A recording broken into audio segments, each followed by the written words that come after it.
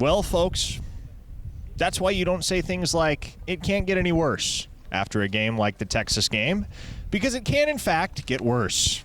And it did today for Oklahoma. South Carolina comes to Norman behind former OU assistant Shane Beamer and wins 35-9 in a football game that was never close. Brandon, at no point was this game close. The Gamecocks led 21-0, 5 minutes and 27 seconds into the contest, at which point they had only had one offensive drive. There is a legion of bad to examine from this football game. So bad. Where even does one start? Well, I think to begin with, you got to start with the turnovers. I think that is you're burying the lead if you don't.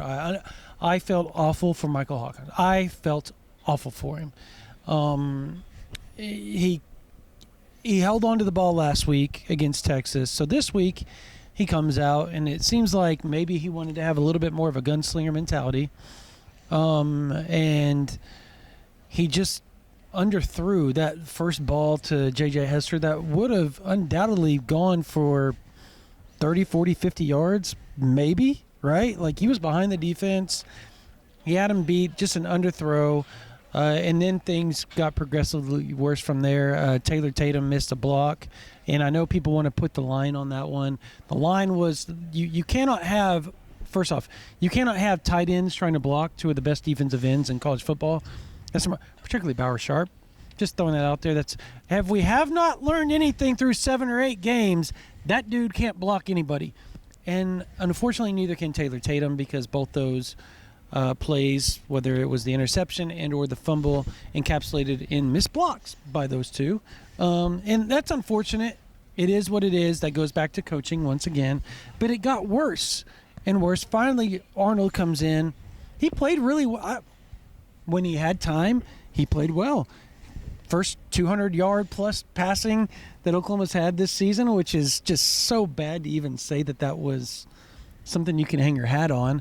But it is. He hit, obviously, Brendan Thompson on a deep pass. But I think outside of the offense being just what it is, they suck. The defense, once again, kept the offense within striking distance. They were good, like phenomenally good.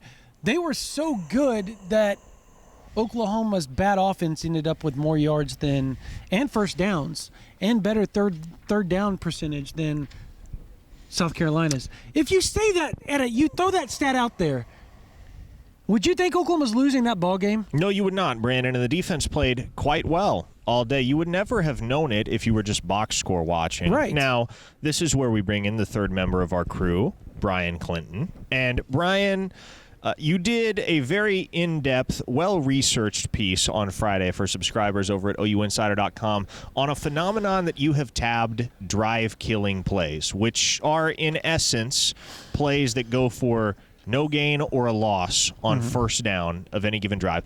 To this point in the season, Oklahoma had a drive-killing play on over half of their offensive possessions. So go ahead, make us feel worse about the offensive performance today. Why don't you? I'm gonna take this because it's gonna be a bit. 10 drive-killing plays on first down today was the first stat.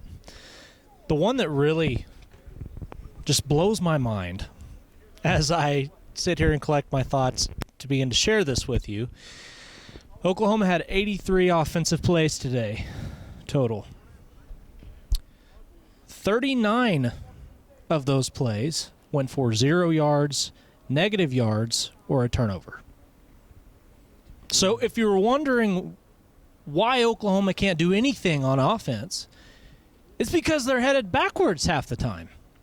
The other thing that sticks out as I'm looking at the box score is there's 9 sacks to be had from the South Carolina defense.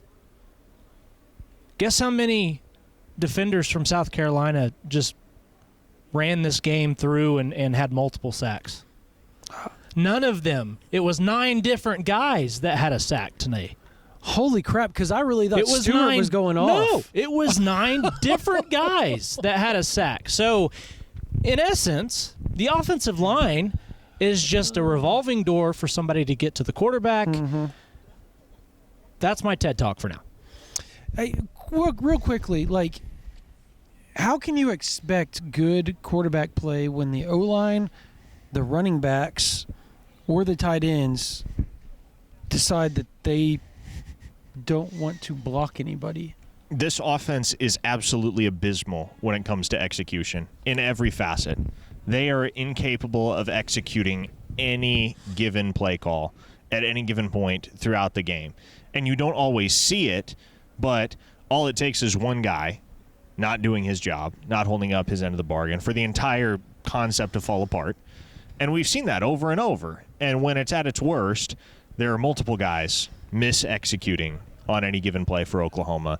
And there's just nothing to feel good about offensively right now. Nothing. Outside of the one deep shot that Jackson Arnold hit to Brendan Thompson, there was nothing today on the offensive side of the ball that would lead you to believe that this offense is going to be able to go to places like Columbia, Missouri, and Oxford, Mississippi, and Baton Rouge, Louisiana, and put up a fight. Jacob Jordan was great. That's a walk-on true freshman, folks. A walk-on true freshman was your shining light on the offensive side today. Reminded me, and I know this sounds like, is this racist type deal because he's a white slot, but Drake Stoops, right? It kind of reminded me of his 2018 season where he came in and played fairly well during that time, but at the same time, he was all they had going for him today. When Drake Stoops had, obviously, Hollywood Brown, other amazing wide receivers to lean on, and yeah, Jacob Jordan was it.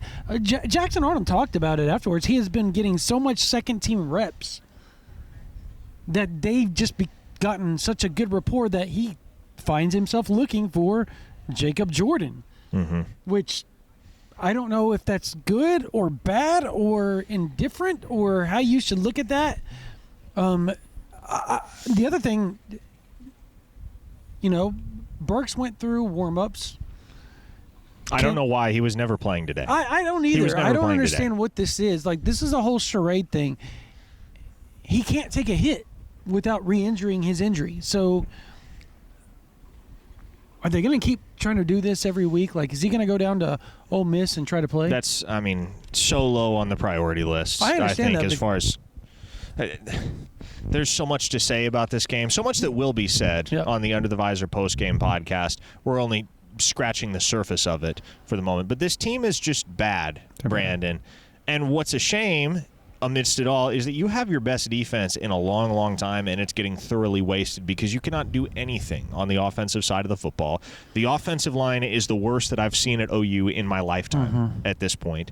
There is no saving grace whatsoever. Spencer Brown saw the field again today, which is an indictment. You're all I've thought about when that happened. That tells you all you need to know about where Oklahoma's offensive line is at, and by consequence, the entire offense. Because as you saw today, if your quarterback is under duress and you cannot run the ball, you have no hope of getting anything going. It all starts up front, and Oklahoma is terrible in the trenches. It's really bad. I've been a Bill Bedenbaugh defender forever. I still feel like you can't. Everybody wants to go to this. You got to fire Bill Bedenbaugh. Got to fire Bill Bedenbaugh. This is the first bad offensive line in his tenure. Bad offensive line in his tenure. You cannot hold the standard of 2017 and that be the only thing that Oklahoma can be on the offensive line. That was outside of 2019 LSU. That there has been no other like them in college football, right? Like, there hasn't. So those are the two all-time great offensive lines over the last decade. But they've had some really stellar offensive lines, good enough that they've had multiple first-rounders over the years. So Bill Bedenbaugh, did he prepare this? Did he build the roster properly to prepare them for this season? No, but also, yes, he didn't expect Caden Green to leave. He didn't expect Andrew Rame to dip out on him. Those two guys change everything for you on the offensive line because the rotation's differently. But again, you have to work with what you have, and they are not prepared. They are not playing well.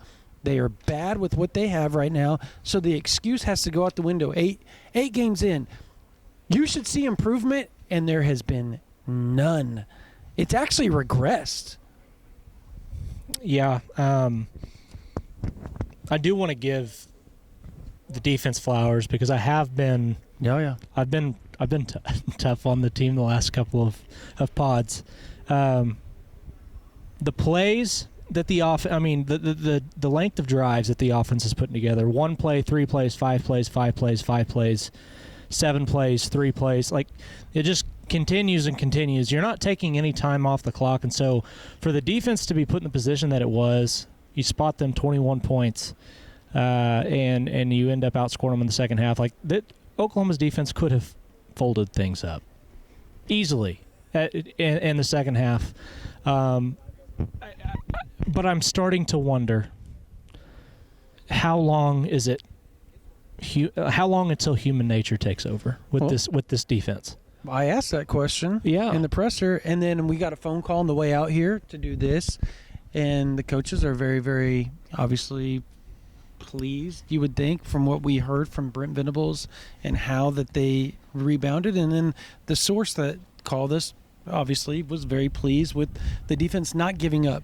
As a matter of fact, the quote was, in 24 plus years, they've never been more proud of a defense and how they didn't give up. They kept going and going, trying to help the offense no matter what the score was. And I think that speaks volumes for what the defense has been this season.